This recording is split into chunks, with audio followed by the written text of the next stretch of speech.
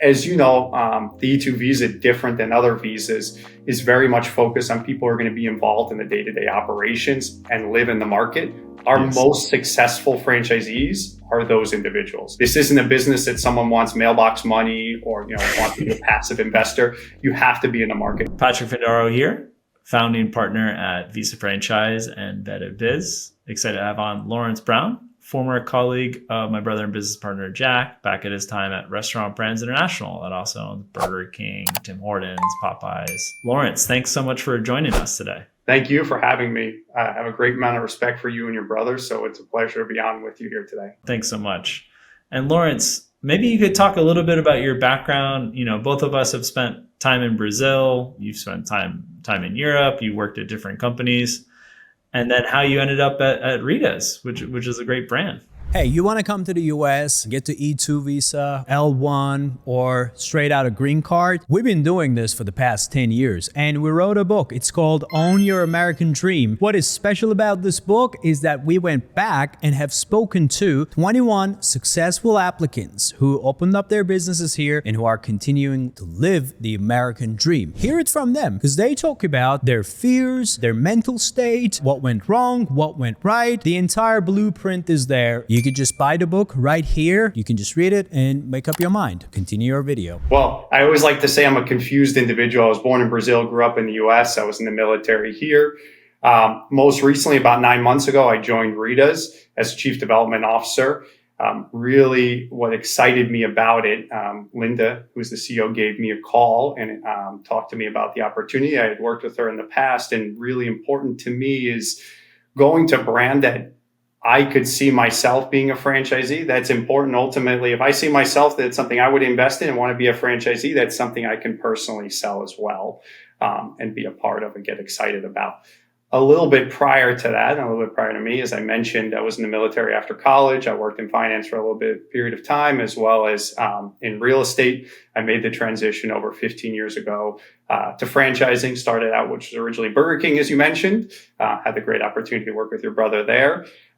Eventually became Restaurant Brands. I started out as the CFO and head of real estate for the North America business, ran a couple of regions for Burger King in the US, as well as Tim Hortons and Burger King in South America, where I had the pleasure to go back to Brazil, one of my many homes. 4 years ago, I got the opportunity to move with two of my former bosses to Fat Tuesday as the Chief Development Officer. It was a really exciting opportunity as it allowed me to build corporate stores. I had to build 40 corporate stores over 2 years. After finishing up that role, I got the opportunity to join Procter & Gamble's franchising arm, Tide Cleaners and Tide Laundromats, which was the last role I had until up to this most recent one when Linda gave me the call. Lawrence, for the audience that's not familiar, what do you do as a Chief Development Officer? Great question. I get that all the time. Essentially, I'm the individual that anyone who's interested in becoming a franchisee at the first step of the stage will talk to me along with my team. We take them throughout that process until they eventually sign up to be a franchisee. Additional parts of my team is real estate and construction. So as soon as you sign a franchise agreement, you're handed off to our director of construction. We'll help support you finding real estate, as well as our construction design team will support you along that process as well, helping you get the design completed, as well as permitting and ultimately get it open. And that full aspect are the pieces that Chief Development Officer like myself covers. So basically A to Z, from the initial contact to understand if Rita's is the right choice for a franchise candidate up until they open, minus the training. That training is handled by your colleagues. Yes, of course. And yeah, obviously you mentioned just now you've been a part of different brands. You mentioned, you wanted to be with a brand that you yourself could see yourself as a franchisee. Why would you be a Rita's franchisee? What makes it special? I think something that's super important, and not just only me, but in general, the advice I give to someone looking to become a franchisee is the first thing that's most important is you really have to love the brand and identify with it. Identify it as a consumer, identify it as someone who could see themselves being in that business every single day. But I think once you feel that, like, I like this business, I like the product, I could see myself selling it, interacting with guests. The second thing that's super important is you need to see a pathway to be successful financially, right? And while we don't disclose it for limitations in FTC, on the COGS and the labor percentage, if you compared us to most QSRs as well as other dessert concepts, I think you'd find it very attractive. The other thing that we always do to help support our franchisees or prospective franchisees is connecting them with an existing franchisees who can talk a little bit more about those details and allow them to pull back the curtain of the kimono a little bit. How many prospective franchisees should one talk to? And is that something that's a phone call? Do they actually visit site locations? I think we recommend that at a minimum, someone speaks with at least one franchisee. We tee up at least 3 intros, Nice. so that they can speak to different groups. What we try to do is introduce them to people who are in similar situations, whether it be geographies, whether it be structure. Look, my husband, my wife, both of us want to join, or how the structure is going to be set up. We ideally like to match it up in that manner, but ultimately it's unlimited how many that you can speak with. We'll continue to make the introductions. And as far as visiting sites, we've had franchisees do that as well. We think it's great because you actually get to see the operations. And most importantly for us, I always view this as a marriage, right? Once you sign the franchise agreement, we're almost, it's a 10-year agreement with an option renewed for another 10 years. It's essentially a very long period in time. So we want to make sure this is a right fit for both. Tell me what your ideal candidate's like. What is their background, personality type? What do they need in terms of financials to get the first location up and running? So I think our CEO always says, and I love to say as well, is that this is not a business for introverts. You need to be outgoing. You need to be able to interact with guests and have the desire to get into your community, because the most successful franchisees that we see are those that are involved in the local sports, religious institutions, their schools, all of these things. So you can really drive our core audience, which is families and kids. But essentially leveraging that, there's 3 things that we really look for in our franchisees. The first is passion, right? You have a passion for hospitality. You have a passion to be in your local community, and that just is oozing out. The second piece that's so important is the business acumen and the managerial experience. You need to be able to manage teams and manage people, because that's going to be part of your day-to-day life.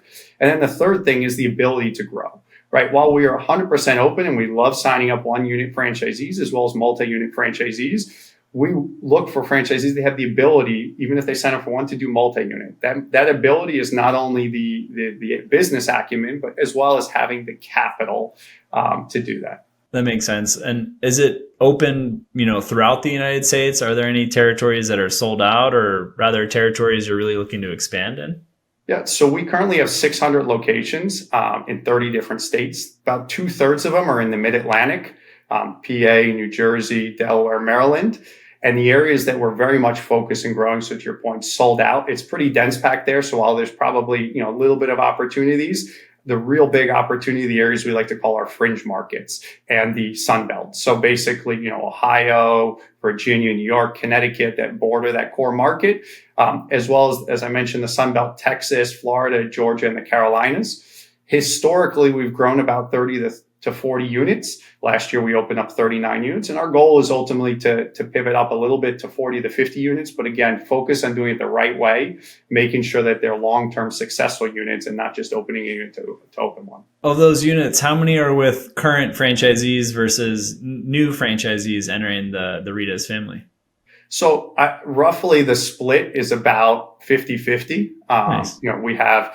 and again, because we have franchisees that sign up multi-unit agreements. So about half of them are existing franchisees. They're building their 2nd, 3rd, or 4th, or someone that's had a unit for a long period of time. We consistently get it that they say, look, I found an opportunity in my market. I'd like to sign up and build another one. And I would say the last one's like really the proof that the system's working. Someone has no contractual obligation. They have a lot of different business opportunities, and they still want to go back to open up a Rita's franchise. Our operators love Rita's, right? And I think the reason why they love it so much, it's simple, right? We always talk about, we have 2 core products, custard and ice, almost no proteins, because custard's the only protein. So very simple from a COGS perspective, very simple from a labor perspective. You can run with 1 employee, flex up to 5, depending on peak and demand. So they love that. And they love the fun environment of it. Generally guests come in and they're like, I'm excited. I won my soccer game. I lost my soccer game. But either way, I'm here to get a Rita's treat. And I mean, is it a business that's tough to find employees right now, or? Surprisingly, it has not been a business that's tough to find employees, because we call our employees treat team members, and our core treat team members are high school and college kids. So, and our hours match up with that very well as well. We generally open after 12 and close late in the evening. Our peak hours are obviously after school. So really, as you start adding more employees, that comes in the after school period. And then weekends, they love it, right? Why do they love it? Okay, you get to wear a t-shirt and shorts. You get to meet all your friends, family. Many times you get to make tips where it becomes very attractive for them and just a fun, easy job. No fryers, no hoods. You're just scooping and serving.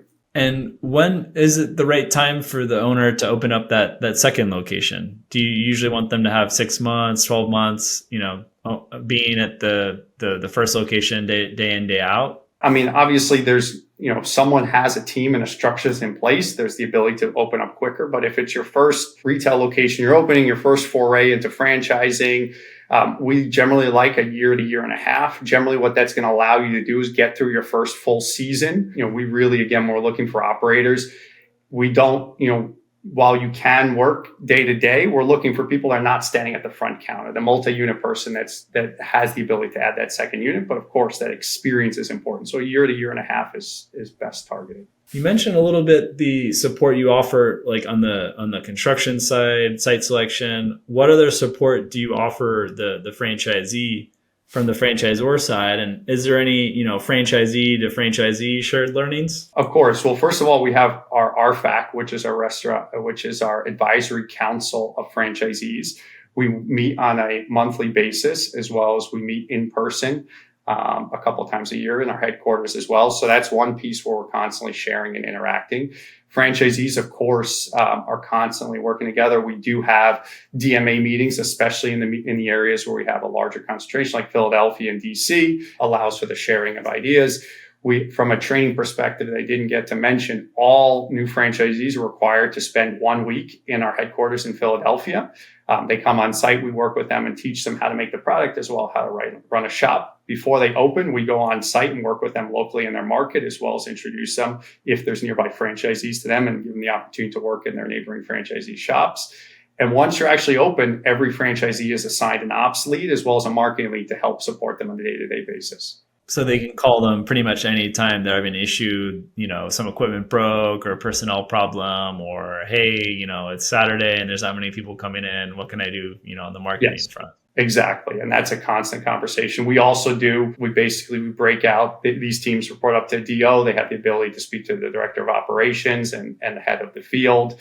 All of those things are there. And we conduct business reviews with our franchisees on a regular basis to really work on things, say, hey, what's going well? What can we do more? Sharing a best practice and what's some opportunities. So you guys sound like you're really earning your keep on the royalties that you collect, providing a lot of value add. I think it's obviously key because, this business is really a very cyclical, virtuous cycle. So, the key that I've always learned from the beginning of franchising is, help your franchise be as profitable as possible, right? When they have that match, they're able to invest back in their business and continue to grow, and you're both successful together. So franchisee profitability, franchisee success is always top of mind for us. Yeah, and you can't consistently be opening up 40 locations if franchisees aren't doing well and they don't see the future, as brighter than their past days operating Ritas. Of course, that's the number one most important thing. In terms of how you guys are positioned, like in the frozen dessert space, tell me, how are you guys compared to like individual mom and pops, which I don't think there are many these days anymore, and then other kind of corporate or franchise brands? So we're the largest Italian ice brand in the world with over 600 locations, as mentioned. What's really unique about our product is it's light, fluffy, refreshing, different than almost anything else you can find in the market. And the product really came from Southern Italy, Granita-based. Immigrants came over to Philadelphia, New York market, and they created this product based on that Granita formulation. Our product is made fresh every single day on site with real fruit. And what's really attractive about it because of our product is that compared to traditional QSRs, we have quite low COGS. And even, given the fact that we have less, milk as well as fats and those items, we even are more attractive versus some of the other dessert players out there as well. The other thing that's important is that we focus and we want to focus only on being really good in the treat space. So we haven't tried to expand, adding a bunch of food to the menu, all these pieces, because that ultimately helps support franchisee profitability. So COGS are low, labor is low. It's high school students. Yes. What other expenses do you have besides rent? Essentially, I mean, that's it, right? You have your rent, your COGS, and your labor. Of course, you have some minor G&A items. You have to do your taxes, you have to set up your entities, all of those pieces. Sure. But generally, those are the largest expenses on a franchisee P&L. And how long does it usually take to open up a location? Like once the site's identified, leases negotiated, I know it varies, compared Miami compared to, some easier jurisdictions, maybe in Ohio, for example. But what do you usually see? Yeah, so most of the locations that we're doing, and one of our biggest focuses, I've talked a lot about this recently, is trying to do adaptive reuse, right? Essentially, what does that mean? Taking spaces, our biggest focus on drive-through. I mean, it's no surprise post-COVID, people want drive-through, and our business, they demand it, right? In the instance that they have their young kids, they're running all over the place. They really want that opportunity to not have to get out of the car. So what we tried to do is leverage second generation spaces, banks, dry cleaners, former coffee shops. But in general, going back to your question, right, because most of our spaces are second generation spaces, we can be built within 60 to maximum 90 days. Now That's wild. Yeah. That's great. Yeah, because we've had clients in the past. I mean, you're right. Thinking on second gen, they're, that more or less around that. Yeah, I think you got them a little beat, but some of our clients doing a new build out, it's like can be a year, especially in Miami-Dade or parts of Southern California with the complicated permitting. Yeah, and to be clear, that 60 to 90, that's the construction period. Of course, real estate's always been tough. It's even tougher in this market. So it does take time. I mean, we've had instances where someone signed and 30 days later they've signed a lease. We've also had instances where they've signed and 12 months later we're still trying to find a lease or purchase a site.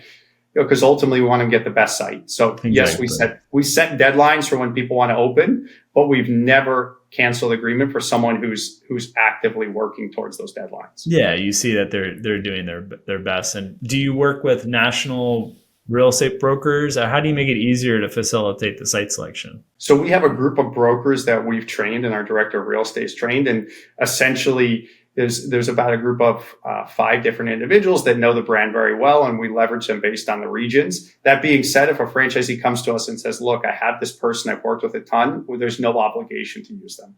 Very cool. And why do you think, putting on my Visa franchise hat, why do you think it could be a good fit for international entrepreneurs looking to pursue the E-2 investor visa? As you know, the E-2 visa, different than other visas, is very much focused on people who are going to be involved in the day-to-day operations and live in the market. Our most successful franchisees are those individuals. This isn't a business that someone wants mailbox money or, wants to be a passive investor. You have to be in the market. If you love the brand and you love being in the market and you want to come there, you will be successful. And, their livelihood is on it. And if it doesn't work out, their visa would also get canceled. So I think everyone's aligned to make sure that this business works. Of course. A lot of our clients have strong family ties, even business ties where, they want to be traveling back. And I understand, for some of our clients that are opening up in the northern states, there's an option to, and it makes economic sense to potentially close, for 3 months. And during that time, they could potentially be traveling. That's an incredible point that you make there. So essentially with our franchise agreements, the shops that are in northern territories, they're generally seasonal or extended seasonal shops, which means you could be closed anywhere from 2 to 4 months a year, which allows you, like a lot of our franchisees that live in the Mid-Atlantic, PA, Jersey area, they have anywhere from 2 to 4 months off a year, and allows them to take a break, spend time with their kids or family, go south to Florida, or potentially go back to wherever your country of origin is, spend time with your family. Very good point. Tell me a little bit about the growth plans. What do you have coming on, the next, say, 3 years? Over the next 3 years, again, as I mentioned to you, our real focus is taking this, high 30s growth to getting up to 40 units. But with that, most importantly, pivoting ourselves towards drive-thrus. So today we have, just about 40 units of the 600 that are drive-thrus. And we do see great performance from that. We want to continue to lean into that because, again, it allows our guests to access us, young families and kids in the mode they like. But the other thing that's important is, right, generally, historically, our shops, like many other ice cream shops, are walk-up window shops. So with that, if it's inclement weather, it's a little bit colder, of course, that affects guest patterns. But if you have a drive-thru, if it's a little bit colder, it's rainy, people will still come and Yes. take part in enjoying a Rita's. The other thing that we've done and we leaned into heavily is third party. We launched it in 2020, actually right before COVID, and we've seen a great amount of success, and we're continuing to build that. How do you make sure that it arrives and it's not all melted? Does it just deliver well? Actually, surprisingly, it delivers extremely well. What's interesting about it is that we have a process we put in place. As soon as someone gets an order, they make it, right? They then put it into a bag, and we have a holding freezer that will bring the temperature down a little bit more, so it gets ready for the Dasher or Uber Eats driver, whoever it might become, right? They usually put it into a cold holding receptacle to insulate it to help them as well. So nice. You've been around a lot of franchise brands. Is there some general advice that you have for people that are looking to maybe become a business owner for the first time? They already are managing, a couple of direct reports and numerous reports under that. And any advice for those type of people? Our best and most successful individuals we've seen is exactly like you just mentioned there. Look, I want to become an entrepreneur. I've had success in business, looking to branch out into that next piece as a family or, as with friends or a group of individuals that want to invest. And I think it goes back to what I mentioned earlier. Really, one, focusing on a brand that you like, right? Because if you're an owner, you're going to have to wake up every single day and every single night, you're bleeding that brand. So you identify with the brand and then that profitability piece. And what I'd encourage is exactly what we do. Take time, get to know actual franchisees, get to know their business, visit locations, right? Even if it's not, you mentioned go out, hey, you visited with the existing franchisee, just visit it as a guest as well. See what the interactions and see what it requires. Mystery shopping. Yes. Lawrence, anything that we didn't talk about today that you want to tell our audience? I think just most importantly, right, we believe that there's a huge opportunity and white space for this brand. Guests have told us this. We've continuously had success outside of our core market. So please feel free to reach out to me. Feel free to reach out to anyone on my team and learn more about the brand. I always participate in the process in kind of at least 2 touch points. Before anyone comes to meet the team day, they get the opportunity to speak one-on-one. And then when we actually have the meet the team day, which we conduct either in person or virtually, depending on flexibility of our franchise, our perspectives and their schedules. So reach out, learn more about the brand and the process. Lawrence, thanks so much for taking the time to connect. Really appreciate it. Thank you. Always a pleasure.